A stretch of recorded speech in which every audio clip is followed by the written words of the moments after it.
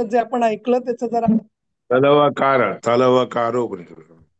म्हणजे त्याचा अर्थ सांगता का?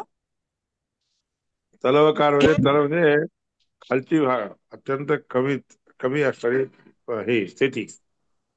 हे तारतम्य ज्ञान हे कसं प्राप्त करून घ्यावं, हा कशा रीतीने तारतम्य ज्ञान असतं हे ह्याच्यामध्ये कळवलेलं आहे. कोणत्या देवाच्या नंतर कोणता देव, कोणत्या देवाच्या नंतर कोणता देव, आणि सर्वश्रेष्ठ असणारा श्री हरी परमात्मा आहे हे याच्यात समजून दिलेलं आहे. त्याला केन उपनिषद असं पण का म्हंटलंय? के ना हे हम्म. एकदम म्हणजे कोणत्या परमात्म्याच्या कोणत्या देवताच्या म्हणजे नियमनामुळे सगळ्या गोष्टी जाणल्या जातात त्याच्याबद्दल सांगा. सांगा तर मग सगळे आपल्या आपल्या पद्धतीने जाणारे गेले. मग ज्याला ज्याच्या त्याने हे पूर्ण रीतीने जाणलं जात नाही तो कमी, त्याच्यापेक्षा ज्याला जास्त जो जाणतो तो त्याच्यापेक्षा मोठा.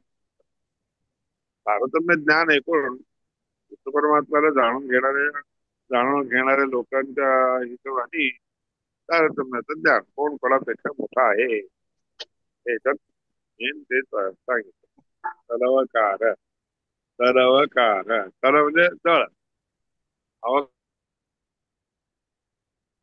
हम्म. त्याला अवकार उपनिषद. त्याला म्हणजे बॉटम. हम्म. अवकार पाताल. म्हणजे तल म्हणजे हा म्हणजे खालचं हात वगैरे खालचं. पाताल. हा, आणि त्याचा अर्थच कळला. अवकार म्हणजे तेच विचारायचंय, संधी आहे तिकडे. तेच विचारायचंय. तल म्हणजे कळलं, पाताल सुतल म्हणजे खाली बॉटम. हम्म. अवकार म्हणजे काय ते विचारते. गुरुवारी अवकार उपनि म्हणजे काय?